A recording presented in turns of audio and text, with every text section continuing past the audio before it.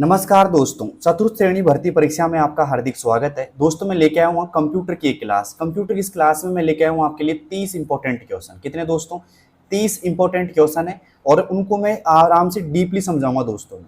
और मैं उम्मीद ये करता हूँ कि जो बंदा इस 30 क्वेश्चन की क्लास में अगर 20% का आंसर सही दे देता है ना, तो मैं समझाऊंगा कि वो कंप्यूटर में महारत हासिल कर रखी है उसने और वो 5 में से 5% सही करके आएगा। सीधी सी बात ये है दोस्तों। देखते हैं किस किस के 30 में से 20% सही होते हैं दोस्तों इस क्लास के अंदर से। ठीक है, तो पहला सवाल मेरा ये है दोस्तों। पहला सवाल देखिए, सामने स्क्रीन पे आपको नजर आ रहा होगा। सुपर कंप्यूटर का उपयोग अधिकतर कहां किया जाता है? सुपर कंप्यूटर का उपयोग अधिकतर कहां किया जाता है दोस्तों? पहला ऑप्शन है वर्ड प्रोसेसिंग में, दूसरा वेदर फोरकास्टिंग में, तीसरा अकाउंटिंग में और चौथा है दोस्तों टाइपिंग में। बताइए दोस्तों, सुपर कंप्यूटर का जो उपयोग किया जाता है अधिकतर कहां किया जाता है? अगर आपने पढ़ा हो क्वेश्चन तो आराम से इसका आंसर दे सकते हो दोस्तों। दोस्तों सुपर कंप्यूटर का जो उपयोग किया जाता है वो किया जाता है दोस्तों वेदर फोरकास्टिंग में। किसमें दोस्तों? वेदर फोरकास्टिंग में किया जाता है। अब यहाँ पे जो इर्द गिर्द क्वेश्चन बन रहे हैं ना सुपर कंप्यूटर से, वो थोड़ा समझ लेते हैं दोस्तों। पहला सवाल तो ये बनता है कि भाई पहला सुपर कंप्यूटर कौन सा था? पहला सुपर कंप्यूटर, अगर आप एक नोटबुक ले लेते हैं साथ में जिसमें आप नोट करते जाइए इनमें जो लिख रहा हूं उनको, तो आराम से क्लास आपकी रेडी हो जाएगी पूरी की पूरी। तो पहला सुपर कंप्यूटर कौन सा था दोस्तों? अगर आपको आता है तो आप इसका आंसर दे सकते हैं कमेंट बॉक्स में। पहला सुपर कंप्यूटर का नाम क्या था? तो दोस्तों पहले सुपर कंप्यूटर का नाम था सीडीसी। क्या था दोस्तों? सीडीसी 6600। ये पहला सुपर कंप्यूटर था, सीडीसी 6600 था दोस्तों। ठीक है, और इसमें एक तरीके से बात करें तो किसका उपयोग किया गया था दोस्तों? इसमें किया गया था सिलिकॉन ट्रांजिस्टर का। सिलिकॉन ट्रांजिस्टर का। किसका दोस्तों? सिलिकॉन ट्रांजिस्टर का उपयोग किया गया था इसको बनाने में, मान लीजिए आप। ठीक है, इसके बाद हम बात करें कि भाई ये एक पहला कंप्यूटर था सुपर कंप्यूटर जिसका नाम था सीडीसी 6600 और इसमें जो उपयोग हुआ था ट्रांजिस्टर का होता सिलिकॉन। ठीक है, अब बात करें भाई भारत में पहला सुपर कंप्यूटर कौन सा था? भारत का पहला, अगर आपको आता है तो भारत का पहला बताइए। भारत का पहला सुपर कंप्यूटर कौन सा था? सुपर कंप्यूटर अगर भाई आपको आता है तो बताइए कमेंट बॉक्स में जल्दी से। भारत का सुपर कंप्यूटर था दोस्तों परम 8000। क्या दोस्तों? PARAM, परम 8000। कौन सा था दोस्तों? परम 8000 था। और ये कहाँ बनाया गया था दोस्तों? ये बनाया गया था 1991 में बनाया गया दोस्तों पुणे में। कहाँ पे दोस्तों? पुणे में बनाया गया था। और पुणे में कहाँ पे दोस्तों? मतलब पुणे में किसके द्वारा बनाया गया दोस्तों? सीडैक के द्वारा। किसके द्वारा दोस्तों? सीडैक के द्वारा विकसित किया गया था ये। ठीक है, तो यहाँ पे पता लग गया दोस्तों। सवाल ये बनेगा कि सुपर कंप्यूटर का उपयोग अधिकतर कहाँ किया जाता है? वेदर फोरकास्टिंग में। पहला सुपर कंप्यूटर सीडीसी 6600 था और भारत मतलब एक तरीके से भारत का पहला सुपर कंप्यूटर कौन सा था दोस्तों? परम 8000। बात करें परम का जो हिंदी अर्थ होता है दोस्तों, सॉरी परम का जो संस्कृत में जो अर्थ होता है ना दोस्तों, संस्कृत में वो होता है दोस्तों सर्वोच्च। क्या होता है दोस्तों? सर्वोच्च होता है एक तरीके से। समझ में आ गया? और भारत का पहला सुपर कंप्यूटर था परम 8000 जिसको 1991 में पुणे में सीडैक के द्वारा विकसित किया गया था। क्लियर यहां तक का? तो समझ में आ गया होगा। अब बात कर लेते हैं कि सुपर कंप्यूटर के उपयोग कौन कौन से होते हैं। तो मैं लिख देता हूं यहाँ पे भाई साहब, उपयोग लिख दिया मैंने। आप एक एक चीज को नोट कर लीजिए भाई, क्योंकि यहां से क्वेश्चन बनने के पूरे पूरे चांस हैं। ठीक है, उपयोग होता है, पहला उपयोग होता है दोस्तों मौसम की भविष्यवाणी में। ओके, दूसरा होता है दोस्तों आप इसका उपयोग कर सकते हैं भूकंप की जानकारी में। किसमें दोस्तों? भूकंप की जानकारी में। लिख लीजिए भूकंप की जानकारी। एक उपयोग कर सकते हैं अंतरिक्ष में खोज के लिए। तो ऐसे यहां पे आप इनका यूज कर सकते हैं। बड़े शक्तिशाली कंप्यूटर होते हैं दोस्तों ये, और इनका उपयोग हम कर सकते हैं मौसम की भविष्यवाणी में, भूकंप की जानकारी में, अंतरिक्ष में खोज करने के लिए। ठीक है, तो आपको पता लगा इस क्वेश्चन में कि भाई पहला सुपर कंप्यूटर कौन सा था? सीडीसी 6600 मतलब सिलिकॉन ट्रांजिस्टर का उपयोग किया गया था इसमें। भारत का पहला सुपर कंप्यूटर परम 8000 था। ठीक है, और परम को संस्कृत का अर्थ होता है दोस्तों सर्वोच्च। और बात करें 1991 में बनाया गया था कि पुणे में सीडैक के द्वारा। ठीक है, तो सवाल ये भी आ सकता है कि भारत में पहला सुपर कंप्यूटर कब और किसने विकसित किया था दोस्तों? तो 1991 में पुणे में सीडैक के द्वारा विकसित किया गया था। अब चलते हैं दोस्तों दूसरे क्वेश्चन की ओर। पहला क्वेश्चन आपका क्लियर हो गया होगा अच्छी तरह। अब दूसरे क्वेश्चन की ओर चलते हैं। दूसरा क्वेश्चन और भी इंपॉर्टेंट है दोस्तों, यहाँ पे देखिएगा। एमएस वर्ड में टेक्स्ट के बीच एक रेखा खींचने के लिए निम्न में से कौन सा ऑप्शन सही है? एमएस वर्ड में टेक्स्ट के बीच एक रेखा खींचने के लिए निम्न में से कौन सा ऑप्शन सही है। अब टेक्स्ट के बीच कैसे, जैसे मान लो मैंने लिखा यहाँ पे, मैं लिख देता हूँ यहाँ पे ए बी और सी और डी लिख दिया मैंने, और यहाँ पे टेक्स्ट के बीच कैसे दोस्तों, देखिए ध्यान से, मैं यहाँ पे ऐसे करता हूँ कि भाई इन अक्षरों के बीच में एक लाइन खींच देता हूँ, ऐसे कैसे, मतलब ऐसी फॉर्मेटिंग एमएस वर्ड में किस ऑप्शन के द्वारा की जाती है। ये जो फॉर्मेटिंग दिखाई दे रही है आपको, इसको किसके द्वारा की जाती है, स्ट्राइक थ्रू के द्वारा, लाइन के द्वारा, अंडरलाइन के द्वारा या डैश के द्वारा। तो बात करें दोस्तों, अगर हम बात करें एमएस वर्ड में टेक्स्ट के बीच से एक रेखा खींचने के लिए निम्न में से कौन सा ऑप्शन सही है, तो वह दोस्तों स्ट्राइक थ्रू। कौन है दोस्तों, स्ट्राइक थ्रू सही है। स्ट्राइक थ्रू के द्वारा क्या होता है दोस्तों, किसी भी अक्षरों के बीच से लाइन ऐसे खींचती है दोस्तों। बात करें यहाँ पे अंडरलाइन की, तो अंडरलाइन की बात करें तो ये ऐसे होती है, जैसे मान लो मैंने लिखा यहाँ पे कोई नाम लिख दिया, जैसे मैंने लिख दिया SHYAM, श्याम लिखा, तो ये नीचे ऐसे लाइन खींचेगा दोस्तों, ये होती है अंडरलाइन। क्या होती है दोस्तों, ये अंडरलाइन होती है। अंडरलाइन की बात करें शॉर्टकट की तो होती है दोस्तों कंट्रोल के साथ में यू प्रेस करेंगे। क्या प्रेस करेंगे, कंट्रोल के साथ में यू प्रेस करेंगे तो क्या हो जाएगा दोस्तों, अंडरलाइन हो जाता है। ठीक है, तो बात करें अंडरलाइन क्या करती है, अगर सवाल आता है टेक्स्ट के नीचे से एक रेखा खींचने के लिए अंडरलाइन काम आती है, टेक्स्ट के बीच से रेखा खींचने के लिए दोस्तों स्ट्राइक थ्रू काम आता है। क्लियर यहाँ तक का, अगर समझ में आ रहा है तो एक लाइक जरूर करना दोस्तों। क्या करना दोस्तों, लाइक जरूर करना। अब चलते हैं दोस्तों अगले सवाल की ओर।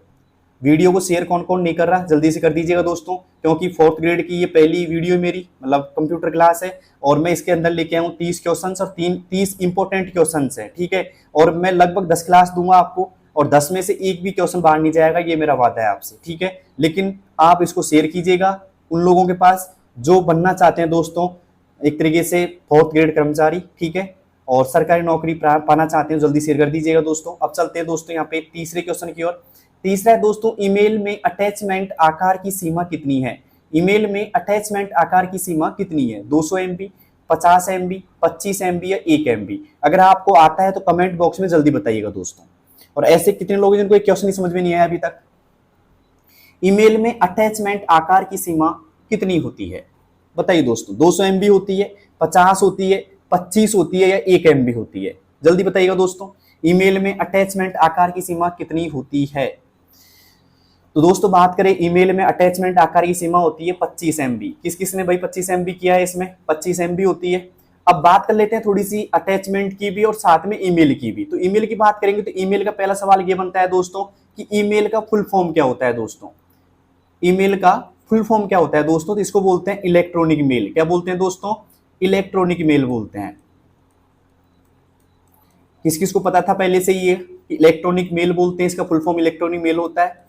ठीक है, पहला बात तो ये क्लियर हो गई कि इसका फुल फॉर्म क्या होता है दोस्तों, इलेक्ट्रॉनिक मेल होता है।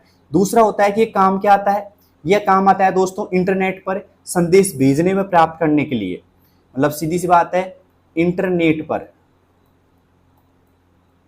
संदेश भेजने, आपने भेजे मतलब ईमेल किया होगा किसी को, संदेश भेजने व प्राप्त करने में।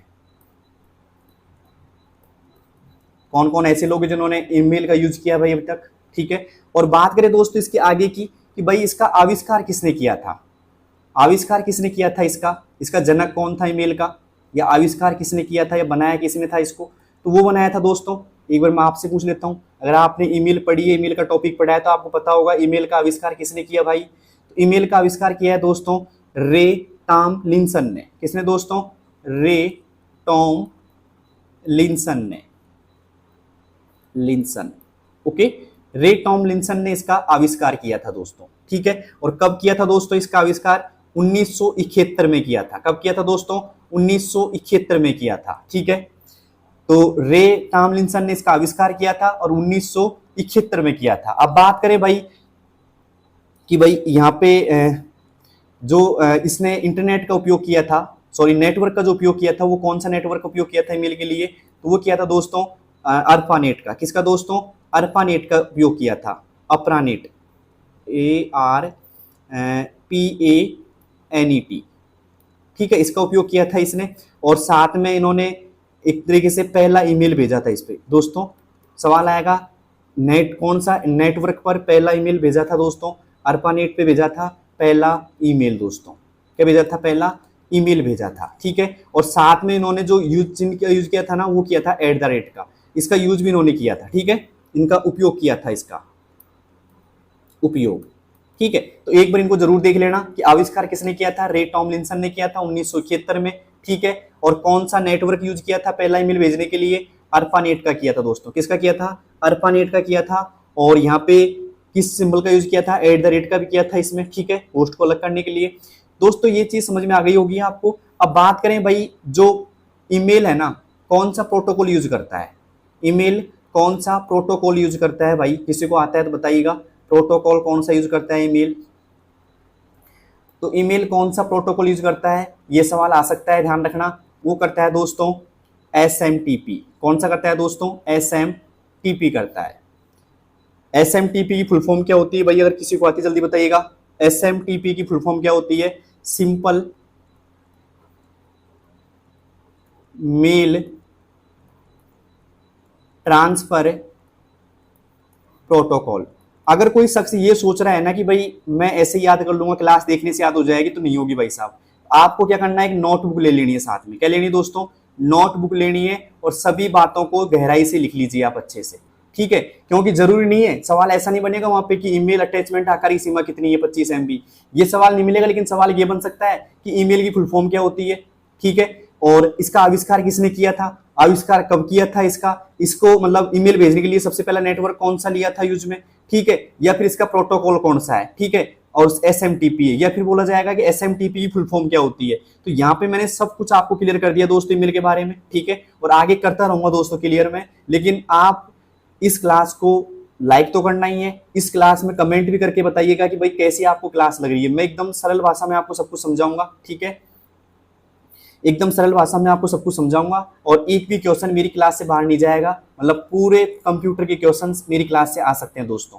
क्यों आएंगे, क्योंकि मैं गहराई से बता रहा हूँ। ठीक है, मैं दावा नहीं ठोक रहा, लेकिन ये जरूर कह सकता हूँ आपसे मैं कि मैं बहुत डीपली पढ़ाऊंगा आपको। तो एक भी क्वेश्चन बाहर जाने से रहा दोस्तों, सब कुछ आ जाएगा दोस्तों, पूरा सिलेबस कवर करूंगा दोस्तों में क्वेश्चन में। ठीक है, तो उम्मीद है आपने सब्सक्राइब कर दिया होगा, साथ में शेयर भी कर दिया होगा। ठीक है, तो अपने दोस्तों के पास शेयर जरूर कर देना। अब चलते हैं दोस्तों अगले सवाल की ओर। तो यहां तक आपको क्लियर हो गया होगा ईमेल वाला ऑप्शन। और ये जो PDF है ना, मैं PDF एक तरीके से टेलीग्राम पे सेंड कर दूंगा आपको। तो PDF वहां पे देख लेना, और वहां से आराम से उतार लेना सब कुछ। ठीक है, तो PDF कहाँ है दोस्तों, टेलीग्राम है, दोसा कंप्यूटर वाला। कौन सा है दोस्तों, दोसा कंप्यूटर वाला टेलीग्राम है। उस पर जाकर के आप इसको डाउनलोड कर सकते हैं, आराम से देख सकते हैं, और वहां से आप पढ़ भी सकते हैं इसको। ठीक है, अब चलते हैं दोस्तों अगले सवाल की ओर। अगला सवाल है, ये क्लियर हो गया ना दोस्तों, यहाँ पे ईमेल वाला जो हिस्सा है अपना इस क्वेश्चन का, वो क्लियर हो गया होगा आपका। अब चलते हैं चौथे क्वेश्चन की ओर। चौथा क्वेश्चन क्या है दोस्तों, ध्यान से देखिएगा। चौथा क्वेश्चन है हमारा, रैम का अर्थ है।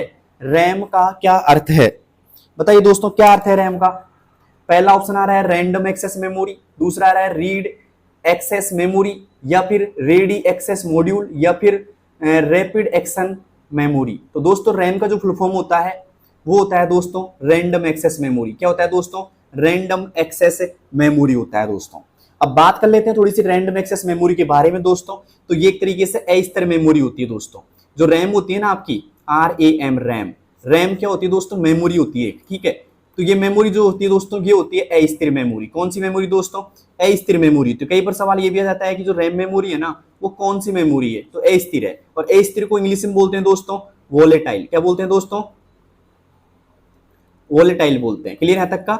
और बात करें दोस्तों इसमें कि ये क्या काम करती है, ये क्या वर्क करती है दोस्तों, तो ये क्या करती है दोस्तों, ये उस डेटा को और प्रोग्राम को स्टोर करती है जिसका उपयोग CPU द्वारा वर्तमान में किया जा रहा होता है। ठीक है, मतलब एक तरीके से मैं बात करूं यहाँ पे कि CPU जिसका एक तरीके से उपयोग कर रहा है ना वर्तमान, उसको स्टोर करती है। मतलब ये है, मैं लिख देता हूँ, समझ में आ जाएगा आपको। उस डेटा को स्टोर करती है। क्या करती है दोस्तों, स्टोर करती है। लिख लीजिए आराम से, स्टोर करती है, जिसका उपयोग लिख लो आराम से यहाँ पे दोस्तों, जिसका उपयोग CPU, क्या दोस्तों, CPU द्वारा वर्तमान में किया जा रहा होता है। CPU द्वारा वर्तमान में किया जा रहा होता है। मेरी राइटिंग थोड़ी अच्छी नहीं है दोस्तों, लेकिन आप थोड़ा सा मतलब मैनेज कर लीजिएगा। वर्तमान में किया जा रहा होता है। ठीक है, मतलब जिसका उपयोग CPU कर रहा होता है ना वर्तमान में, उस डेटा को क्या करती है दोस्तों, ये स्टोर करती है। लेकिन इसकी एक तरीके से एक क्या है, एक सीमा है या फिर एक कमी है। इसकी कमी ये दोस्तों, जैसे ही लाइट जाती है ना, वैसे ही ये जो डाटा स्टोर होता है ना वो मिट जाता है। ठीक है, तो लाइट को क्या बोलते हैं हिंदी में दोस्तों? बिजली बोलते हैं। क्या बोलते हैं? बिजली। ठीक है, बिजली जाने पर मतलब लाइट जाने पर इसमें स्टोर डाटा मिट जाता है। इसमें स्टोर मतलब इसमें भरा हुआ डाटा मिट जाता है। लिख लो आराम से, मिट जाता है। उम्मीद है आपको दिख रहा होगा सब कुछ अच्छे से कि भाई लाइट जाने पे क्या होता है भाई, इसमें जो डाटा स्टोर होता है ना बिजली जाने पर वो मिट जाता है। ठीक है, सवाल ये भी आ सकता है कि ऐसी कौन सी मेमोरी है जिसमें बिजली जाने पर डाटा मिट जाता है, जो स्टोर होता है जो मिट जाता है, तो होता है दोस्तों रैंडम एक्सेस मेमोरी यानी कि रैम मेमोरी। ठीक है, तो उम्मीद है रैम मेमोरी के बारे में आपने काफी कुछ जाना होगा दोस्तों, और ये वोलेटाइल है ना, इसको ध्यान रखना। सवाल आएगा कि रैम कौन से प्रकार की मेमोरी है, तो अस्थिर मेमोरी यानी कि वोलेटाइल मेमोरी है। ठीक है, और ये क्या काम करती है? उस डेटा को स्टोर करती है जिसका उपयोग सीपीयू द्वारा वर्तमान में किया जा रहा होता है। ठीक है, या फिर जो अपन लिख रहे हैं वर्तमान में वो सब इस मेमोरी में रन हो रहा होता है। ठीक है, जैसे ही लाइट जाती है ये सब डाटा मिट जाता है दोस्तों। ठीक है, अब चलते हैं दोस्तों अगले सवाल की ओर। अगला सवाल है हमारा 5वां।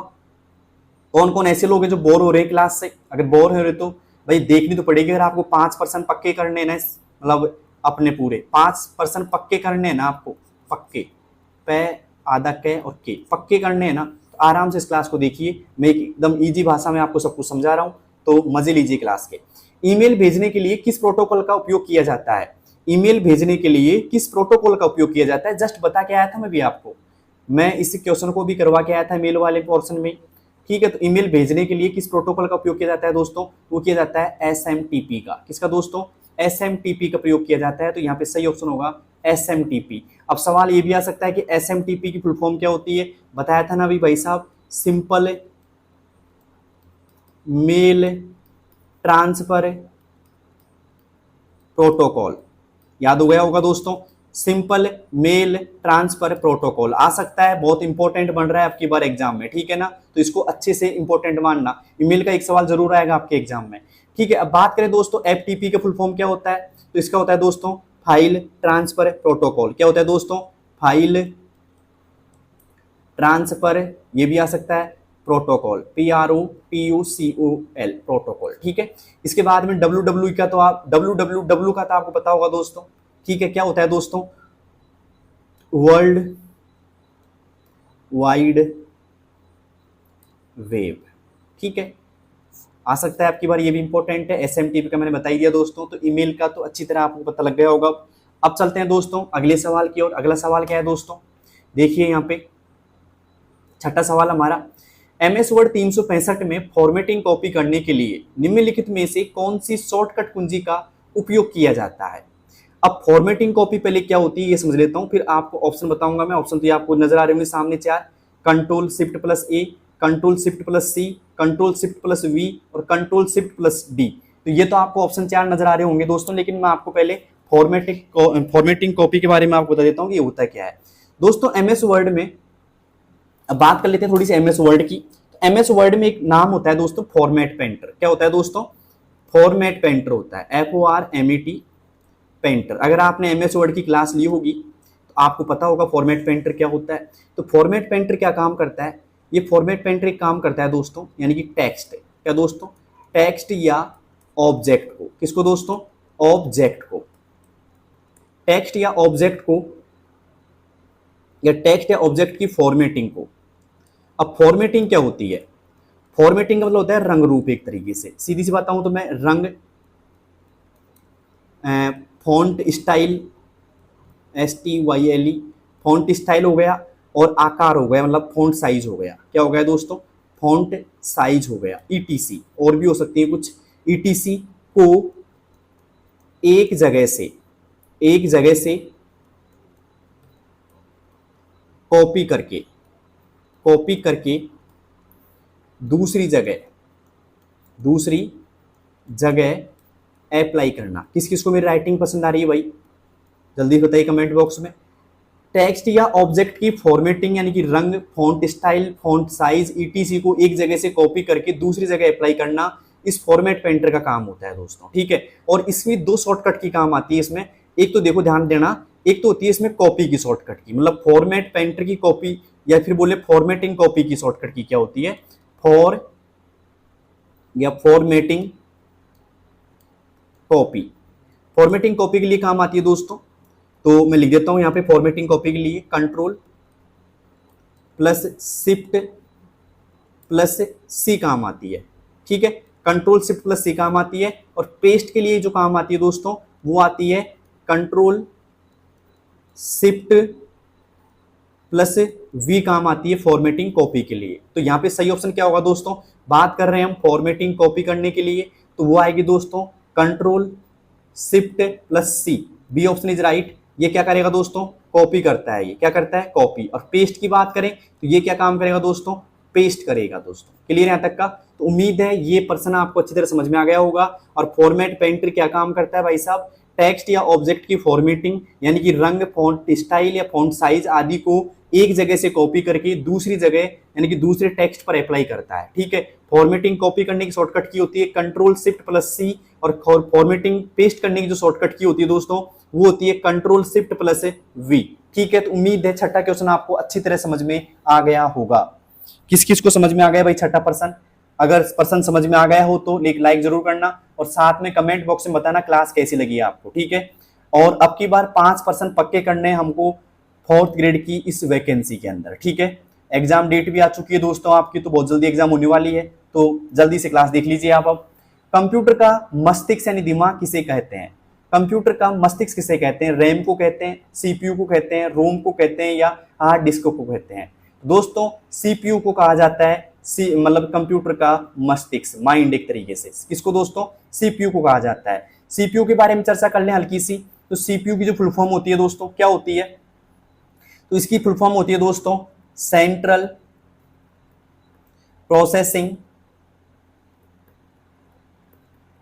यूनिट।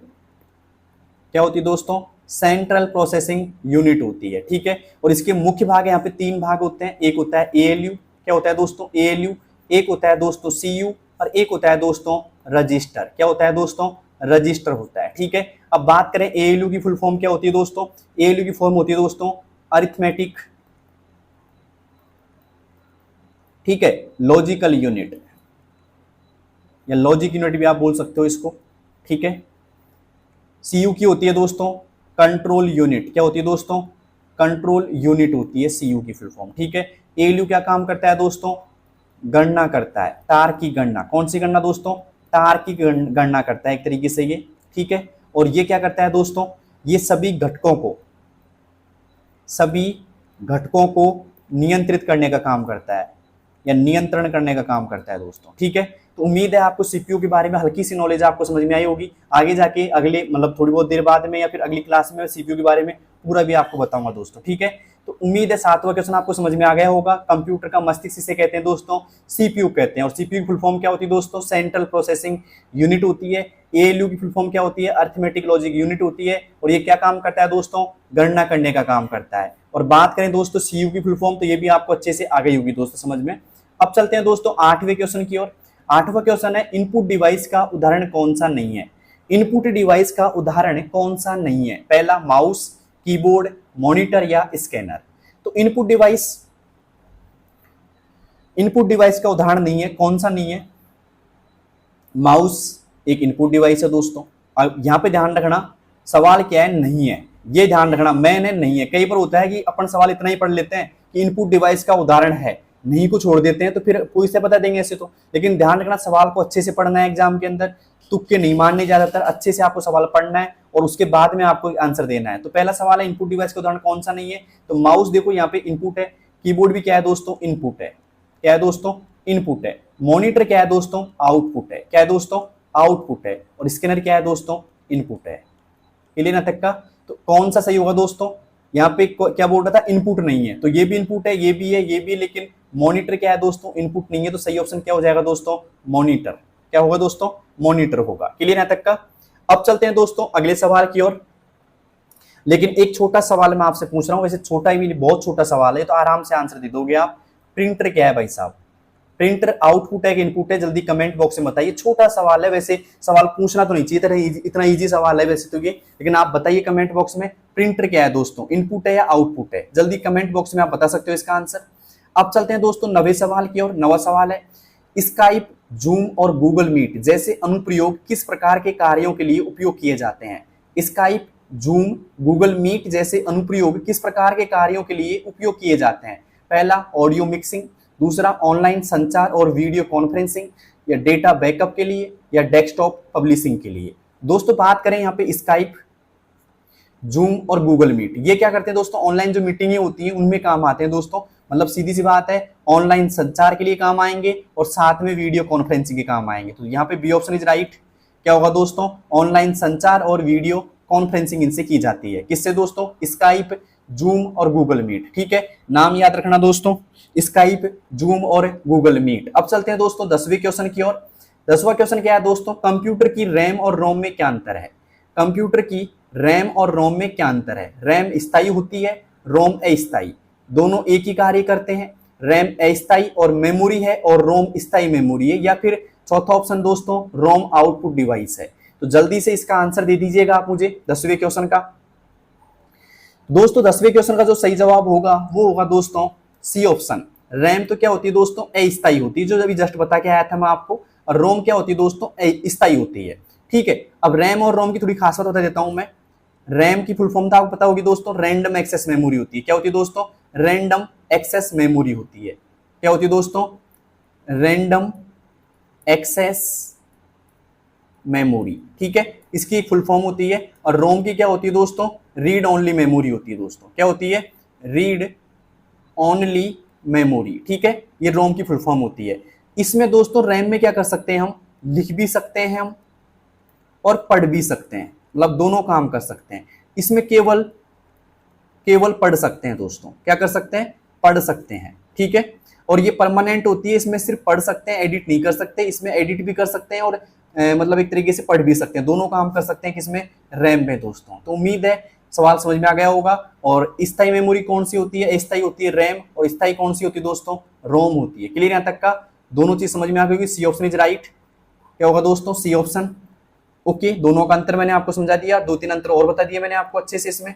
अब चलते हैं दोस्तों अगले सवाल की ओर। अगला सवाल है यहाँ पे 11वां, लेकिन एक सवाल मैं आपसे पूछना चाहता हूं, ऐसा कौन सा शख्स है जिसके 10/10% सही है एकदम? जल्दी से कमेंट बॉक्स में बता दीजिए दोस्तों। क्लास कैसी लगी? क्लास अगली लानी चाहिए कि नहीं लानी चाहिए मुझे आप कमेंट बॉक्स में बताओगे तो अगली क्लास आएगी दोस्तों। ठीक है, और मैं मेरा 100% दे रहा हूं, आप भी अपना 100% दीजिए दोस्तों। एक नोटबुक ले लो, सारी चीजों को आराम से लिखिए दोस्तों। टेंशन मत लीजिए, अपनी क्लास से बाहर नहीं जाएगा, क्योंकि मैं बहुत डीपली पढ़ा रहा हूं आपको। और मैं आने वाली 10 क्लासों के अंदर पूरा सिलेबस कवर करूंगा आपका। ठीक है, आपने कंप्यूटर पढ़ रखा कि नहीं पढ़ रखा उससे कोई फर्क नहीं पड़ता। आप मेरी क्लासेज देख ली, 10 में से ही क्वेश्चन बनेंगे दोस्तों। ठीक है, क्योंकि बड़ी डीपली क्लासेज में लेके आऊंगा आपके लिए। ठीक है, लेकिन उम्मीद है क्लास आपको पसंद आएगी दोस्तों। ठीक है, अब चलते हैं 11वें क्वेश्चन की ओर। ठीक है, 11वां क्वेश्चन क्या है दोस्तों? हैंगिंग इंडेंट के लिए शॉर्टकट है। हैंगिंग इंडेंट के लिए शॉर्टकट है। हैंगिंग इंडेंट क्या होता है पहले समझा देता हूं मैं आपको। एमएस वर्ड के अंदर इंडेंट होता है दोस्तों। ठीक है, दो तरह के इंडेंट होते हैं दोस्तों। एक तो होता है या एक तरीके से होता है फर्स्ट लाइन इंडेंट। कौन सा होता है दोस्तों? First line indent, INDENT। और एक होता है दोस्तों हैंगिंग इंडेंट। क्या होता है दोस्तों? हैंगिंग इंडेंट होता है। हैंगिंग फर्स्ट लाइन क्या होता है? जैसे मान लो आपने कुछ भी लिख दिया, ठीक है, तो एक लाइन थोड़ी सी अंदर जाएगी और बाकी लाइन दोस्तों बाहर से रहेंगी। ऐसे कैसे? मतलब ऐसे रहेंगी, एक लाइन थोड़ी सी अंदर रहेगी मतलब पैराग्राफ से। तो ये कौन सा इंडेंट हो रहा है दोस्तों? फर्स्ट लाइन हो रहा है। और हैंगिंग में क्या होता है दोस्तों? ये तो हो रहा है फर्स्ट लाइन। यहाँ पे हैंगिंग में क्या होता है दोस्तों? हैंगिंग में ये होता है कि बाकी पहली लाइन तो अपनी जगह पे रहती है पूरी की पूरी, लेकिन बाकी की जो लाइन होती है थोड़ी अंदर जाती है। ऐसे ऐसे यहाँ पे डाटा शो होता है। फिर मतलब यहाँ पे ये गैप रहता है ऐसे कैसे? ठीक है, ये अंदर से रहती है थोड़ी सी। तो ये कौन सा हो जाता है दोस्तों? हैंगिंग इंडेंट हो जाता है। अब बात करें यहाँ पे हैंगिंग इंडेंट की जो शॉर्टकट की वो कौन सी है? Ctrl+H है, Ctrl+U है, Ctrl+T है, या Ctrl+L है? बताइए दोस्तों हैंगिंग इंडेंट की शॉर्टकट की क्या है? तो दोस्तों हैंगिंग इंडेंट की जो शॉर्टकट की होती है वो होती है कंट्रोल के साथ में टी प्रेस करेंगे दोस्तों। इंपॉर्टेंट बन रही है अब की बार, आप आराम से ध्यान रखना इसका। हैंगिंग इंडेंट की शॉर्टकट की क्या है दोस्तों? Ctrl+T है। ठीक है, अब बात करें भाई यहाँ पे Ctrl+H का मतलब क्या होता है? फाइंड एंड रिप्लेस होता है दोस्तों। क्या होता है? फाइंड एंड रिप्लेस होता है। ठीक है, बात करें Ctrl+U की क्या होती है? अंडरलाइन होती है। क्या होती है दोस्तों? अंडरलाइन होती है इससे। Ctrl+T से क्या होता है? हैंगिंग इंडेंट होता है। और Ctrl+L से क्या होता है दोस्तों? लेफ्ट अलाइन होता है। क्या होता है दोस्तों? लेफ्ट ALIGN, लेफ्ट अलाइन होता है। क्लियर यहाँ तक का? तो आपको इनकी शॉर्टकट की समझ में आ गई होंगी दोस्तों, लिख लेना इनको आराम से। और आपको मैंने बताया हल्का सा कि फर्स्ट इंडेंट क्या होता है, फर्स्ट लाइन इंडेंट क्या होता है और हैंगिंग इंडेंट क्या होता है। क्लियर यहाँ तक का। अब चलते हैं दोस्तों 12वें क्वेश्चन की ओर। 11वां आपको समझ में आ गया होगा। और इस क्लास के बारे में आप जरूर बताना कि कौन सी कमी नजर आई आपको क्लास के अंदर, या क्या खास बात क्लास के अंदर आपको नजर आई, वो जरूर बताना दोस्तों। अब चलते हैं एक्सेल की ओर। एक्सेल में औसत यानी कि एवरेज निकालने का फॉर्मूला क्या है? एक्सेल में औसत निकालने का फॉर्मूला क्या है भाई? एवीजी है। देखो ध्यान रखना, एक्सेल में जो भी फॉर्मूला लगता है ना हमेशा, वो किससे शुरू होता है दोस्तों? इक्वल साइन से शुरू होता है। ध्यान रखना, इक्वल साइन लगाना जरूरी होता है। ऐसे बराबर का चीज देखो सभी में लगा हुआ है, यहाँ पे इसमें भी इक्वल है, इसमें भी इक्वल है, इसमें भी, इसमें भी। ठीक है। बात करें दोस्तों औसत, औसत को बोलते हैं एवरेज, तो यहाँ पे एवीजी नहीं काम करेगा दोस्तों। जो एवरेज का फॉर्मूला होता है ना ऐसे होता है, इक्वल लगाएंगे A V E R A G E, average ये लगेगा, फिर ब्रैकेट चालू होगा और फिर इसके अंदर रेंज भरा खाएगी ऐसे A1 से A5। ये क्या हो जाती है दोस्तों? एक रेंज हो जाती है। क्या बोलते हैं इसको? रेंज बोलते हैं एक तरीके से। वैसे आर्ग्यूमेंट होता है कि ठीक है, ये आर्ग्यूमेंट दिया जाता है यहाँ पे, लेकिन इसको रेंज बोला जाएगा A1 से A5 तक। इसका मतलब होगा A1 से A5 तक, इसको ऐसे बोला जा सकता है एक तरीके से इसको। ठीक है, तो यहाँ पे जो सही ऑप्शन होगा AVERAGE, यहाँ पे A1 से, ये जो यहाँ पे ऐसे रेंज ऐसी दी जाती है जैसे A1, यहाँ पे ऐसे ये चिन्ह लगाए जाएंगे ऐसे आपके, फिर A5 दिया जाएगा। मतलब ये इंपॉर्टेंस इस चिन्ह की भी है। तो यहाँ पे देखिएगा कौन सा सही होगा दोस्तों। यहाँ पे देखो सम आ रहा है, सम तो ऐसे गलत हो जाएगा, सम तो होगा ही नहीं। और यहाँ पे मिड का भी नहीं होगा, एवरेज का होगा ये। ठीक है, तो ये ऑप्शन राइट हो जाएगा आपका। ठीक है, वैसे सम का यहाँ पे देखो ये 5 नहीं लगता इसमें। ठीक है, हम बात करें सम का क्या काम आता है तो बाद में बताऊंगा, लेकिन यहाँ पे क्या सही होगा दोस्तों? एवरेज का। किसका होगा दोस्तों? एवरेज का, जो ये वाला formula, C option is right होगा। ठीक है, अब चलते हैं दोस्तों 13वें सवाल की ओर। उम्मीद है 12वां सवाल आपको समझ में आ गया होगा। 13वां है, टास्क बार का वह भाग जिसमें बैकग्राउंड में चल रहे ऐप्स के आइकन और दिनांक समय प्रदर्शित होता है उसे क्या कहते हैं? टास्क बार का वह भाग जिसमें बैकग्राउंड में चल रहे प्रोग्राम, चल रहे ऐप्स आइकन और दिनांक समय प्रदर्शित होता है उसे क्या कहते हैं? स्टार्ट बटन कहते हैं, क्विक कहते हैं, टास्क बार कहते हैं, या सिस्टम ट्री कहते हैं? बताइए दोस्तों। तो ये सवाल ऐसे समझ सकते हैं कि भाई ये आपका एक मॉनिटर है दोस्तों, ये मॉनिटर है आपका, और इसके यहाँ पे ऐसे एक बार नजर आती है ऐसे, ये ऊपर एक स्क्रीन होती है यहाँ पे जहाँ ऐप नजर आते हैं, मतलब आइकन्स नजर आते हैं आपके। ठीक है, और ये नीचे ये होती है, इसे हम बोलेंगे दोस्तों टास्क बार। क्या बोलते हैं? टास्क बार बोलते हैं। और ये जो स्क्रीन होती है ना दोस्तों, SCREEN, स्क्रीन को बोलते हैं हम डेस्कटॉप। क्या बोलते हैं दोस्तों? डेस्कटॉप बोलते हैं एक तरीके से इसको। ठीक है, और ये क्या होता है? पूरा का पूरा दोस्तों मॉनिटर होता है। क्या होता है? मॉनिटर कहा जाता है। ठीक है, और यहाँ पे जो शुरुआत में इस जगह पे ना, इस जगह पे होता है दोस्तों स्टार्ट बटन। क्या होता है दोस्तों? STARTBUTTON। ठीक है, स्टार्ट बटन होता है। और यहाँ पे दोस्तों सिस्टम ट्री होता है। ठीक है, तो यहाँ पे बात करें कि बैकग्राउंड में चल रहे ऐप और आइकन और दिनांक समय जो प्रदर्शित करता है ना, वो करता है दोस्तों सिस्टम ट्री करता है। और वो कहाँ मिलता है दोस्तों? टास्क बार के अंदर मिलता है। कहाँ मिलता है दोस्तों? टास्क बार का वह भाग, मतलब टास्क बार का एक भाग होता है जिसको बोलते हैं हम सिस्टम ट्री। क्या बोलते हैं दोस्तों? सिस्टम ट्री बोलते हैं। ठीक है, तो उम्मीद यहाँ पे आपको सिस्टम ट्री समझ में आ गया होगा दोस्तों। और ये मॉनिटर का थोड़ा सा हिस्सा मैंने आपको समझाया, ये भी आपको समझ में आ गया होगा। अब चलते हैं दोस्तों अगले क्वेश्चन की ओर। ठीक है, यहाँ तक आपको क्लास पसंद आ रही है तो एक लाइक जरूर करना दोस्तों। ठीक है, अगर क्लास आपको पसंद आ रही है तो एक लाइक आपका जरूर बनता है यहाँ से। ठीक है, अब चलते हैं दोस्तों 14वें सवाल की ओर। 14वां सवाल हमारे पास में क्या है? MS एक्सेल 2019 में कितने कॉलम व कितनी रो होती है? MS एक्सेल 2019 में कितने कॉलम व कितनी रो होती हैं? जल्दी से आप कमेंट बॉक्स में बता सकते हो इसको दोस्तों। MS एक्सेल 2019 की बात करें हम तो इसमें कितने कॉलम होते हैं दोस्तों? कॉलमों की संख्या होती है दोस्तों 16,384। कितनी होती है दोस्तों? 16,384। और रो की बात करें हम तो रो होती है दोस्तों 10,48,576। कितनी होती है दोस्तों? 10,48,576 क्या होती है दोस्तों? रो होती है। ठीक है, ये तो होते हैं कॉलम और ये होती है दोस्तों रो। समझ में आ गया होगा। तो यहाँ पे ऑप्शन सही कौन सा रहेगा? पहले रो की बात करें तो देखो ये भी नहीं है ऑप्शन सही, 16,385 होते नहीं है दोस्तों, ये भी गलत है। 16,384, 10,48,576, सी ऑप्शन इज राइट। ठीक है, 10,48,576 क्या होती है दोस्तों? रो होती हैं। और 16,384 क्या होते हैं दोस्तों? कॉलम होते हैं। ठीक है, अब सवाल यहां से एक बन सकता है कि रो और कॉलम से, रो और कॉलम से मिलकर ठीक है, किसका निर्माण होता है, किसका निर्माण होता है, ठीक है, बताइए दोस्तों किसका निर्माण होता है। तो दोस्तों निर्माण होता है एक सेल का, मतलब जहां पे सीधी सी बात इसको ये भी बोल सकते हैं कि भाई जहां पे रो और कॉलम इंटरफेस करती है, क्या करती है दोस्तों, इंटरफेस करती है ना, तो क्या उत्पन्न होती है दोस्तों, एक सेल उत्पन्न होती है। क्या उत्पन्न होती है दोस्तों, सेल उत्पन्न होती है, किससे, रो और कॉलम के इंटरफेस से। किससे दोस्तों, रो और कॉलम के इंटरफेस से। कई बार सवाल आ चुका है एग्जामों में कि रो और कॉलम के इंटरफेस से किसका निर्माण होता है दोस्तों, सेल का होता है। और एक्सेल 2019 में कितने कॉलम होते हैं दोस्तों, 16,384 कॉलम होते हैं और 10,48,500 क्षेत्र क्या होती है दोस्तों, रो होती है। किस किस को सवाल समझ में आ गया भाई, जल्दी से कमेंट बॉक्स में आप बता सकते हो इसका मतलब एक तरीके से रिव्यू सवाल का, ठीक है। अब चलते हैं 15वें सवाल की और 15वां सवाल है, दस्तावेज में एक नया पैराग्राफ दर्ज करने के लिए कौन सी की प्रेस करेंगे। दस्तावेज में एक नया पैराग्राफ दर्ज करने के लिए कौन सी की प्रेस करेंगे। मान लीजिए आपका एक दस्तावेज है, दस्तावेज किस में पाया जाता है दोस्तों, MS वर्ड में पाया जाता है, ये दस्तावेज है। और इसके अंदर मान लो आप कुछ टाइप कर रहे हो, जैसे ये लाइन लिख रहे हो आप, ये लाइन लिख दिया आपने। अब यहाँ पे आपको एक पैराग्राफ देना है, क्या देना है दोस्तों, पैराग्राफ चेंज करना है, मतलब इतना दूर यहाँ पे लिखना है दूसरा। तो ये जो पैराग्राफ दिया है ना आपने यहाँ पे, तो यहाँ पे आपको प्रेस करना पड़ेगा दोस्तों एंटर। क्या प्रेस करना पड़ेगा दोस्तों, एंटर प्रेस करना पड़ेगा, ठीक है। तो यहाँ पे नया पैराग्राफ दर्ज करने के लिए क्या प्रेस करना पड़ेगा दोस्तों, एंटर प्रेस करना पड़ेगा। बात करें कंट्रोल P क्या काम करता है दोस्तों, प्रिंट करने का काम करता है। किसका दोस्तों, प्रिंट करने का काम करता है। एस्केप क्या करता है दोस्तों, करंट टास्क को रोकने का।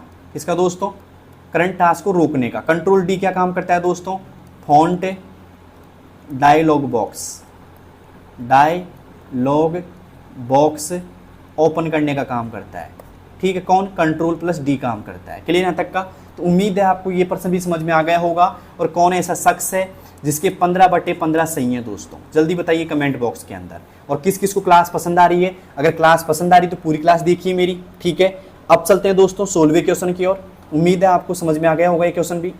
तो दोस्तों 16वां क्वेश्चन क्या है हमारा, लेन, ये फॉर्मूला एक्सेल का वापस से, लेन एक्सेल का परिणाम क्या होगा, मतलब लेन का जो फंक्शन है ना वो क्या परिणाम देगा दोस्तों।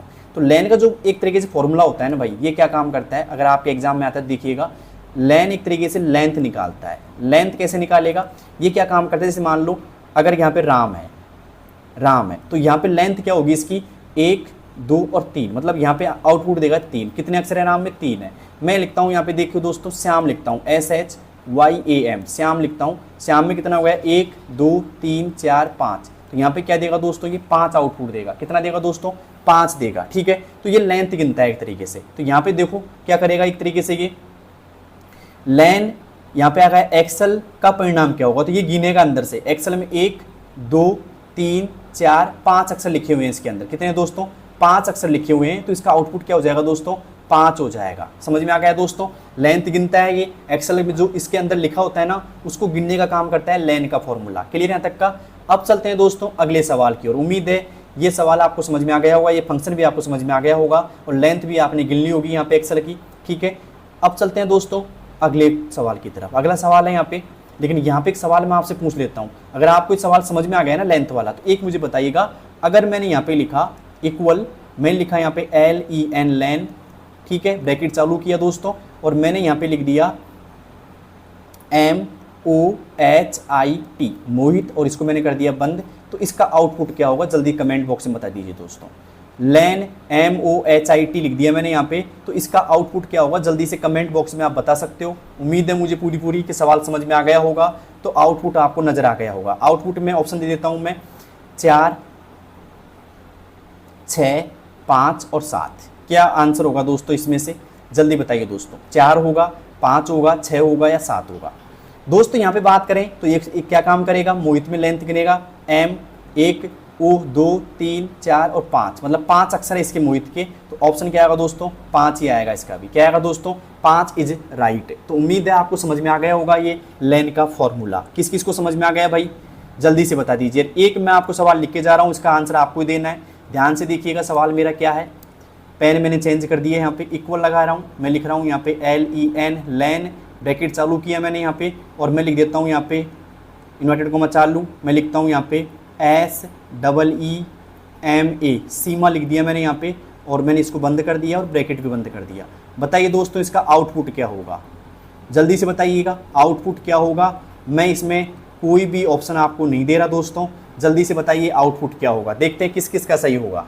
ओके, तो इसका आउटपुट आपको देना है कमेंट बॉक्स में, ठीक है। अब चलते हैं दोस्तों अगले सवाल की तरफ, ठीक है। मैं नहीं देने वाला क्योंकि मैंने काफ़ी कुछ समझा दिया इसके अंदर, ठीक है। अब आप बताइए इसका आउटपुट क्या होगा, देखते हैं किन किन लोगों का सही होगा आउटपुट है। अब चलते हैं दोस्तों 17वें सवाल की ओर। 17वां सवाल है लेफ्ट फॉर्मूला लेफ्ट, ये जो इन्वर्टेड कॉमा है लास्ट में फॉर्मूला है 3 से मिलेगा, मतलब क्या आउटपुट मिलेगा, FOR मिलेगा, ULA या ORM मिलेगा, MULA। दोस्तों यहाँ पे फॉर्मूला एक तरीके से, और ये क्या काम करता है मैं समझा देता हूँ। जो लेफ्ट का फॉर्मूला होता है ना LEFT, ये क्या काम करता है, लेफ्ट साइड से काउंट करता है, मतलब लेफ्ट साइड से काउंट करता है। क्या करता है दोस्तों, काउंट करता है, गिनता है एक तरीके से, लेकिन जितनी हम देंगे ना यहाँ पे वैल्यू उतनी काउंट करेगा ये, ठीक है। तो मैं यहाँ पे लिख देता हूँ ये फॉर्मूला, जैसे इक्वल LEFT लेफ्ट, मैंने लिखा यहाँ पे इन्वर्टर को मैं चालू करेंगे, और यहाँ पे मैंने कर दिया जैसे कि मोनिका कर दिया, यहाँ पे MONIKA मोनिका कर दिया मैंने यहाँ पे, और मैंने इसको बंद कर दिया, कॉमा लगाया, और मैंने यहाँ पे कर दिया 2, कितना कर दिया दोस्तों 2। तो ये क्या काम करेगा, अब देखो मोनिका का लेफ्ट साइड कौन सा है, ये वाला है कि ये वाला है, तो यहाँ से ये साइड कौन सा हो गया दोस्तों, लेफ्ट साइड हो गया ये। तो लेफ्ट साइड से गिनेगा, M 1 हो गया, O 2 हो गया, तो इसका आउटपुट क्या हो जाएगा दोस्तों, M और O हो जाएगा। समझ में आ गया, क्योंकि यहाँ पे 2 निकाल रहा है दोस्तों, MO हो जाएगा, ठीक है। तो वैसे क्या करेगा दोस्तों, यहाँ पे आपसे बोल रहा है कि लेफ्ट साइड से फॉर्मूला के 3 अक्षर चाहिए मुझे, लेफ्ट साइड से फॉर्मूला जो लिखा रखा है मैंने ये, इसके 3 अक्षर चाहिए। तो लेफ्ट साइड कौन सा हो गया, यहाँ से हो गया लेफ्ट, तो FOR क्या होगा दोस्तों, FOR, लेफ्ट साइड से 3 अक्षर हो गए, तो इसका आउटपुट होगा FOR, ठीक है, FOR हो जाएगा। तो कौन सा है भाई सही, ये रहा FOR, ये ऑप्शन इज राइट। तो समझ में आ गया होगा लेफ्ट साइड से क्या होगा, एक और समझा देता हूँ मैं आपको। मान लीजिए मैंने लगाया इक्वल, लेफ्ट लिखा मैंने यहाँ पे, ठीक है, साथ में ब्रैकेट चालू किया, ये लगा दिया मैंने चालू, और यहाँ पे मैंने लिख दिया A B C और D, और यहाँ से मैंने लगाया एक तरीके से इन्वर्टेड कॉमा, और कॉमा लगा के मैंने कर दिया यहाँ पे मैंने कर दिया यहाँ पे जैसे कि 3 कर दिया, ठीक है। तो क्या आउटपुट होगा भाई 3 का, इसमें कहाँ से लेगा, लेफ्ट साइड से लेगा, तो क्या आउटपुट हो जाएगा A B और C, 3 अक्षर हो गए ना लेफ्ट साइड से, A B और C, यहाँ तक लेगा ये 3 अक्षर। अगर यहाँ पे 4 होता तो ABCD आ जाता पूरा, यहाँ पे 2 होता तो A और B आता, और यहाँ पे 1 होता तो सिर्फ A आता, तो यहाँ पे आउटपुट क्या हो जाएगा, ABC हो जाएगा। तो उम्मीद है आपको लेफ्ट का फॉर्मूला अच्छी तरह समझ में आ गया होगा, और किस किस को सही समझ में आ गया जल्दी से बता दीजिएगा कमेंट बॉक्स में। अब चलते हैं दोस्तों 18वें सवाल की ओर। तो यहाँ पे 18वां सवाल किस किस को समझ में, पहले पढ़ा देता हूँ मैं, उसके बाद में बताऊंगा 17वां किस को समझ में आ गया भाई, जल्दी बताइए कमेंट बॉक्स में। 18वां आ रहा है कि राइट, यहाँ पे आ रहा है राइट इक्वल राइट कंप्यूटर 4 का उत्तर होगा। मैंने कर दिया यहाँ पे इक्वल राइट कंप्यूटर, और यहाँ पे 4 का उत्तर क्या होगा।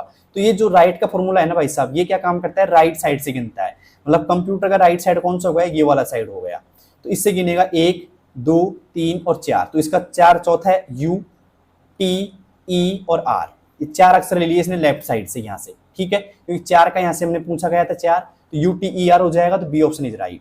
एक सवाल और करा देता हूँ मैं इसका, इक्वल RIGST राइट, मैंने लिखा यहाँ पे A B C और D, और मैंने इसको बंद कर दिया, मैं यहाँ पे कॉमा लगा कर रहा हूँ 3। तो ये क्या काम आंसर आएगा दोस्तों, राइट साइड कौन सा होगा, ये वाला हो गया, तो इसमें आंसर आएगा B C और D, ये यहाँ पे 3 अक्षर हो जाएंगे राइट साइड से। तो उम्मीद है समझ में आ गया होगा। एक सवाल मैं आपको करने के लिए देता हूँ, देखिए इसको करके बताना मुझे। इक्वल RIGST राइट का फॉर्मूला है, ब्रैकेट चालू, मैंने यहाँ पे कर दिया,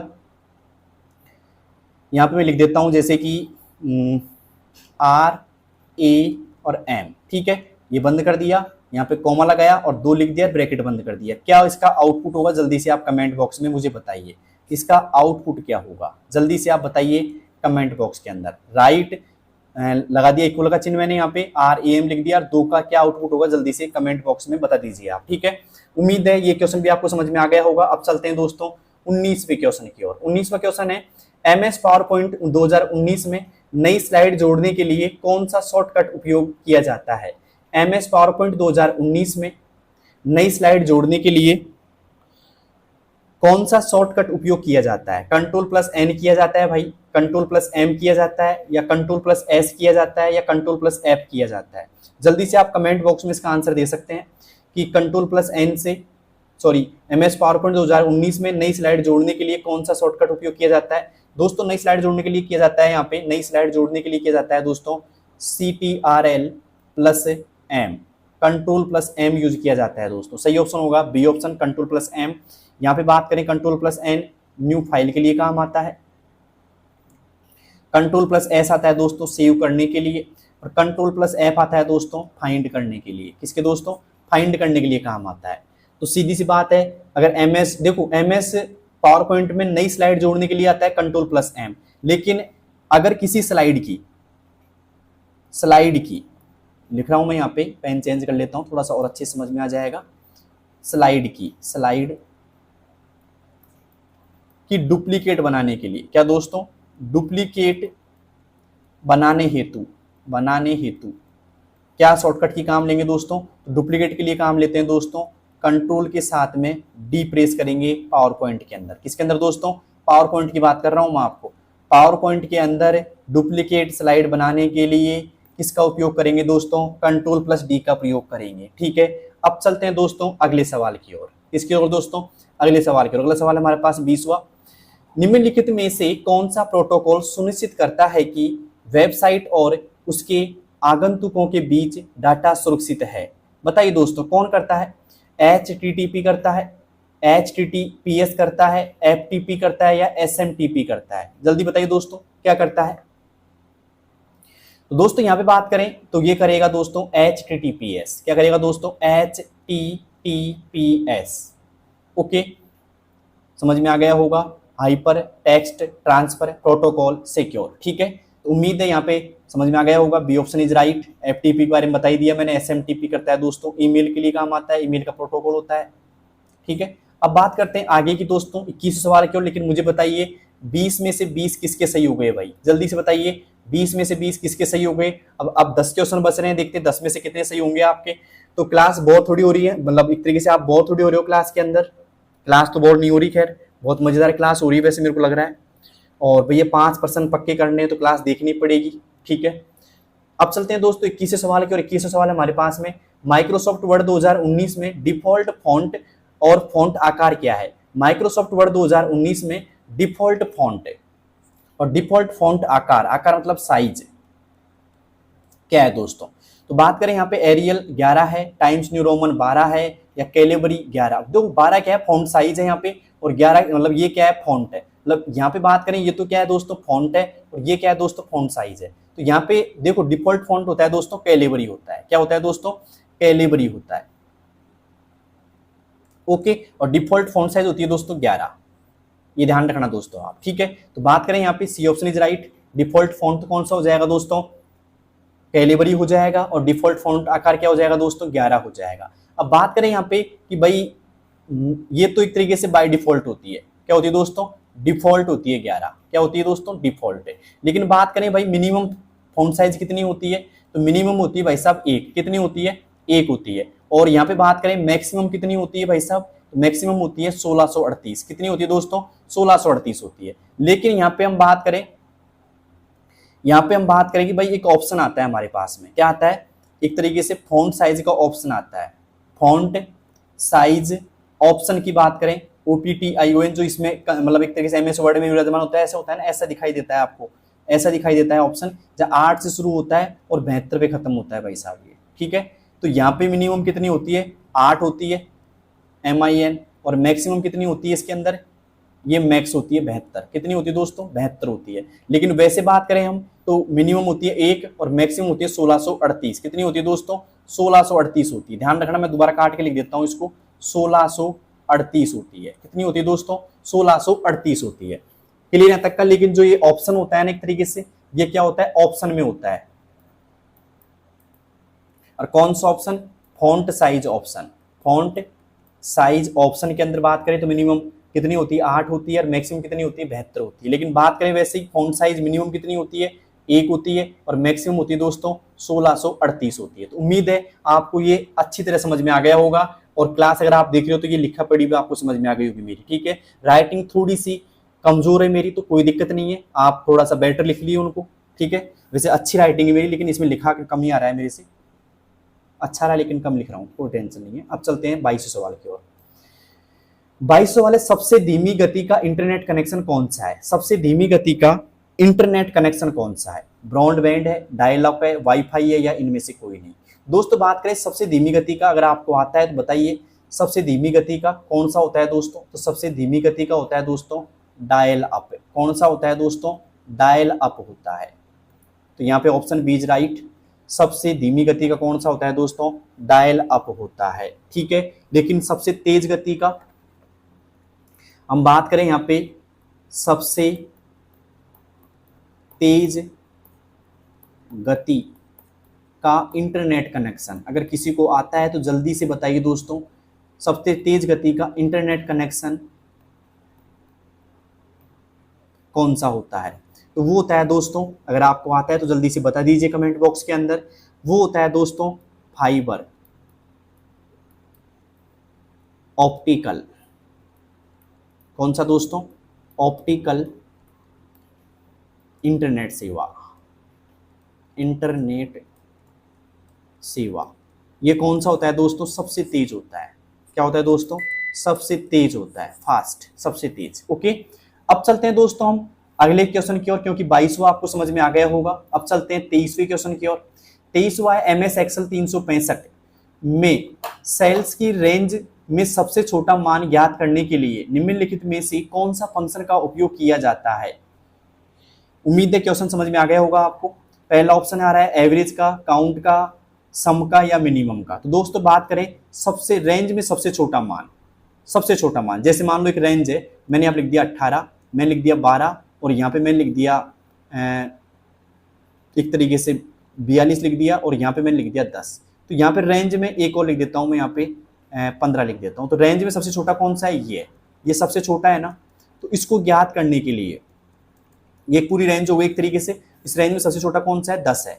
10 को ज्ञात करने के लिए, मतलब 10 कौन सा है, 10 को ज्ञात करने के लिए काम कौन सा आता है? तो वो आता है दोस्तों मिनिमम का फॉर्मूला। किसका आता है दोस्तों? MIN का आता है। किसका आता है दोस्तों? मिनिमम का आता है, सबसे छोटा मान ज्ञात करने के लिए। तो लगा लीजिए यहाँ पे डी ऑप्शन पे, मिनिमम के लिए। यह आता है दोस्तों औसत निकालने के लिए, एवरेज का। किसका आता है दोस्तों? औसत का। यह आता है दोस्तों वैल्यू गिनने का। किसका दोस्तों? वैल्यू गिनने में गिनता है, ओके, या गणना करता है। क्या करता है दोस्तों? गणना करता है। सम का करता है दोस्तों जोड़ने में। क्या करता है दोस्तों? जोड़ने में काम आता है। और मिनिमम का सबसे छोटा मान, सबसे छोटा। सवाल आए सबसे बड़ा कौन सा आएगा भाई? फिर मैं लिख देता हूं यहाँ पे, सबसे बड़ा एक आता है मैक्स का फॉर्मूला। किसका आता है दोस्तों? मैक्स का। ये आता है सबसे बड़ा, सबसे बड़ा मान के लिए, ठीक है। रेंज में सबसे बड़ा मान कौन करता है? मैक्सिमम का फॉर्मूला। और मिनिमम क्या होता है दोस्तों? सबसे छोटा मान ज्ञात करने के लिए होता है। अब चलते हैं दोस्तों अगले सवाल की ओर। अगला सवाल है यहाँ पे 24वां है दोस्तों, कैश मेमोरी का मुख्य कार्य क्या होता है? कैश मेमोरी का मुख्य कार्य क्या होता है? एक बात बता देता हूं मैं, आपकी जो कैश मेमोरी होती है ना भाई, ये जो मेमोरी होती है कैश मेमोरी, ये सबसे तेज मेमोरी होती है। सबसे तेज मेमोरी बोला जाता है इसको, सबसे तेज मेमोरी होती है। ये छोटी होती है एक तरीके से और सबसे तेज होती है। साथ में बात करें सीपीयू के निकटतम रहती है दोस्तों, ये कहाँ रहती है? सीपीयू के निकटतम रहती है दोस्तों, ठीक है। अब बात करें भाई इसका मुख्य कार्य क्या होता है? बैकअप स्टोर करना, हार्ड डिस्क से फाइल सेव करना, सीपीयू और रैम के बीच डेटा तेजी से स्थानांतरित करना, या ऑपरेटिंग सिस्टम चलाना। तो दोस्तों यहाँ पे सही जवाब होगा सीपीयू और रैम के बीच डेटा तेजी से ट्रांसफर करना या स्थानांतरित करना, ठीक है। सीपीयू और रैम के बीच, ठीक है, डेटा एक तरीके से तेजी से स्थानांतरित करना, ठीक है। याद रखना आ सकता है मतलब कैश मेमोरी का ये सवाल आपके, ठीक है। अब चलते हैं दोस्तों अगले सवाल की ओर। 25वां सवाल दोस्तों यहाँ पे सामने है। इंटरनेट का मुख्य उपयोग होता है। भाई क्यों लेते हैं इंटरनेट का उपयोग? एक तो संचार के लिए लेते हैं, ये भी सही है। शिक्षा के लिए भी लिया जाता है क्योंकि ऑनलाइन वीडियोज वगैरह देखते हो आप। वित्तीय लेन देन मतलब पेमेंट करने के लिए, तो उपयुक्त सभी। यहाँ पे 4 ऑप्शन आएगा, तो डी ऑप्शन इज राइट। सारे के सारे होंगे दोस्तों, ये भी होगा, ये भी होगा, ये भी होगा और ये भी होगा, ठीक है। मतलब ये तो होगा ही होगा क्योंकि उपयुक्त सभी तीनों होंगे इसमें, ठीक है। तो उम्मीद है ये भी आपको समझ में आ गया होगा। अब चलते हैं दोस्तों अगले सवाल की ओर। अगला सवाल है हमारा 26वां। एक उपयोगकर्ता को इंटरनेट तक पहुंचने से पहले निम्न में से कौन सा आवश्यक है? मतलब एक उपयोगकर्ता को, यूजर को, किसको दोस्तों? यूजर को यहाँ पे इंटरनेट तक पहुंचने से पहले निम्न में से कौन सा आवश्यक है? इंटरनेट सेवा, मॉडेम, वेब ब्राउजर भाई इंटरनेट सेवा भी आवश्यक है, मॉडेम भी आवश्यक है और वेब ब्राउजर भी आवश्यक है। तो यहाँ पे आएगा दोस्तों उपरोक्त सभी, डी ऑप्शन इज राइट। इसमें भी मतलब इंटरनेट सेवा भी आपके लिए जरूरी है, मॉडेम भी है और वेब ब्राउजर भी होनी चाहिए, जब जाके वो इंटरनेट तक पहुंच सकता है दोस्तों। अब चलते हैं दोस्तों अगले सवाल की ओर। अगला सवाल हमारे पास में 27वां क्या है दोस्तों, रिसाइकल बिन का प्रयोग किस लिए होता है। रिसाइकल बिन का प्रयोग किस लिए होता है भाई, तो यहाँ पे बात करें फाइल सेव करने के लिए, डिलीट की गई फाइल रखने के लिए, प्रिंट करने के लिए या फाइल कॉपी करने के लिए। दोस्तों यहाँ पे बात करें रिसाइकल बिन का, तो ये आता है दोस्तों डिलीट फाइल से रखने के लिए, मतलब डिलीट फाइल को क्या करता है दोस्तों, स्टोर करता है। इसको हम क्या बोलते हैं, रिसाइकल बिन को, मतलब एक तरीके से रिसाइकल बिन को बोलते हैं, मैं लिख देता हूँ यहाँ पे RECYCLE, रिसाइकल बिन। इसको बोला जाता है दोस्तों कंप्यूटर का, किसका दोस्तों, कंप्यूटर का कचरा पात्र, ठीक है, कंप्यूटर का कचरा पात्र भी कहा जाता है रिसाइकल बिन को, ठीक है। और ये क्या करता है, जो डिलीट कर देते हैं ना फाइल हम, वो सीधी कहाँ पहुंच जाती है, रिसाइकल बिन में पहुंच जाती है। लेकिन एक सवाल और मैं बोलूँ यहाँ पे, किसी फाइल को परमानेंट मिटाने के लिए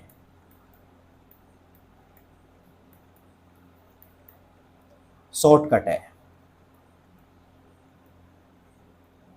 भाई, सीधी सी बात है। ये क्वेश्चन मेरा आज का है इसमें कि किसी फाइल को परमानेंट मिटाने के लिए, देखो ऐसे मिटाएंगे ना तो कहाँ पहुंच जाएगी, रिसाइकल बिन में पहुंच जाती है। मैं चाहता हूं कि भाई रिसाइकल बिन में नहीं पहुंचे और परमानेंट हट जाए फाइल, तो उसके लिए जो ऑप्शन आएगा दोस्तों शॉर्टकट, वो होता है दोस्तों शिफ्ट प्लस डिलीट, यानी शिफ्ट प्लस डी प्रेस करोगे ना आप, तो क्या हो जाएगी दोस्तों, परमानेंट डिलीट हो जाएगी। शिफ्ट प्लस डी प्रेस करेंगे तो shift plus delete, okay, delete, DELETE, delete.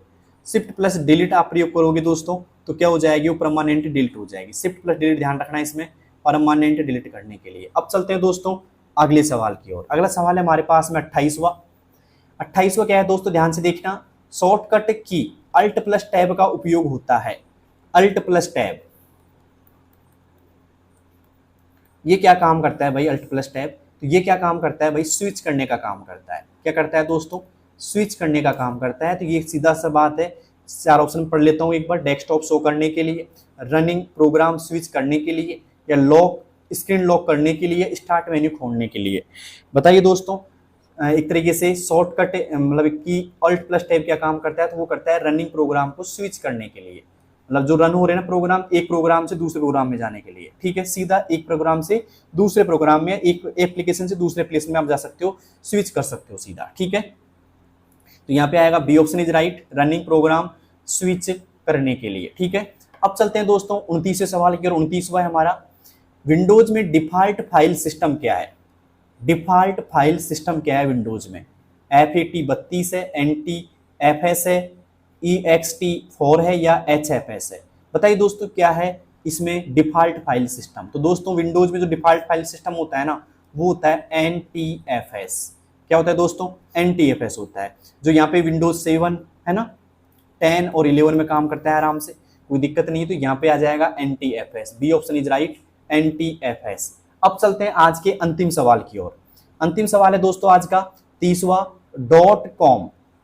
.com domain का उपयोग होता है। किसका, .com डोमेन का उपयोग क्या होता है भाई साहब, गवर्नमेंट वेबसाइट में होता है, कॉमर्शियल वेबसाइट में होता है, या एजुकेशनल वेबसाइट में होता है, मिलिट्री वेबसाइट में होता है। दोस्तों बात करें .com का जो होता है, वो होता है कॉमर्शियल वेबसाइट में होता है। किसमें होता है दोस्तों, कॉमर्शियल वेबसाइट में होता है। क्लियर यहाँ तक का, तो ये लगा लीजिए, वेबसाइट होती है उसके अंदर .com का आता है। गवर्नमेंट की में होता है दोस्तों .gov का ऑप्शन। किसका दोस्तों, .gov, ओके, वी की बात कर रहे हैं हम, वी। एजुकेशन में होता है दोस्तों .edu। क्या होता है दोस्तों, .edu होता है। और कुछ और लिख देता हूं मैं यहाँ पे, एक होता है दोस्तों .org। ये किस में आता है दोस्तों, मैं लिख देता हूं यहाँ पे .org। ये होता है दोस्तों गैर लाभकारी संगठन में, गैर लाभकारी संगठन में होता है .org संगठन, ठीक है। ओके, तो यहां तक आपको समझ में आ गया होगा। एक और होता है .net का, ये होता है दोस्तों नेटवर्क में काम आता है। किसमें आता है दोस्तों, नेटवर्क में काम आता है, ठीक है। इनका थोड़ा सा आप ध्यान रख लेना, .net, .org, .gov, ठीक है, और .edu, ठीक है। तो इनका आप थोड़ा सा ध्यान रख लेना दोस्तों। तो क्लास कैसी लगी भाई हमारी आज की? इस क्लास के अंदर 30 क्वेश्चन थे, और कौन ऐसा सक्सेस 30/30 एकदम सही है भाई? जल्दी से कमेंट बॉक्स में आप बता सकते हो। अगर आपको क्लास अच्छी लगी तो कमेंट बॉक्स में जरूर बताना। बस आपको क्या करना है भाई, कुछ लास्ट में कुछ नहीं करना है, एक तो आपको शेयर करना है सभी के पास, सभी ग्रुप्स में आप इस क्लास को शेयर कर दीजिएगा। साथ में कमेंट में आप बताइए कि क्लास कैसी लगी आपको, क्लास कैसी लगी कमेंट बॉक्स में बताइएगा। और चैनल को क्या कर लीजिए दोस्तों, सब्सक्राइब कर लेना, क्योंकि मैं अब रेगुलर क्लास लेके आऊंगा आपके लिए, ठीक है। और रेगुलर क्लास रहेगी तो सब्सक्राइब जरूरी है दोस्तों। और ये पीडीएफ आपको कहाँ मिलेगी दोस्तों? टेलीग्राम पे मिल जाएगी। इसमें दोस्तों टेलीग्राम पे मिल जाएगी। टेलीग्राम का चैनल आपको पता होगा, दौसा कंप्यूटर वाला टेलीग्राम चैनल है, सर्च कीजिएगा टेलीग्राम पे जाकर के, ये पीडीएफ आपको मिल जाएगी वहां पे, ठीक है। डोंट वरी रहिए दोस्तों। और सारी क्लास को आपने अच्छे से देखी होगी, और सभी को लिख लीजिएगा नोटबुक के अंदर। अगली क्लास आने वाली है, रेगुलर क्लास रहेगी मेरी, और लगभग 10 क्लास रहेंगी मेरी टोटल। 10 क्लास के अंदर मैं पूरा सिलेबस आपको कंटिन्यू करा दूंगा, क्लियर करा दूंगा एक तरीके से, ठीक है। तो उम्मीद है क्लास पसंद आई होगी। किस किस को क्लास पसंद आई वो बताइएगा। इस क्लास का रिव्यू आप कमेंट बॉक्स में जरूर देना दोस्तों, ठीक है, जिससे मुझे अगली क्लास में उस अगर कोई कमी होगी तो सुधारने का मौका मिलेगा, ठीक है। हो सकता है कोई कमी नजर आई हो क्लास के अंदर, तो कमी नजर आई तो आप कमेंट बॉक्स में बताना, अगली क्लास में उस कमी को सुधार किया जाएगा, ठीक है। मिलते हैं दोस्तों अगली वीडियो में, तब तक के लिए best of luck, thank you.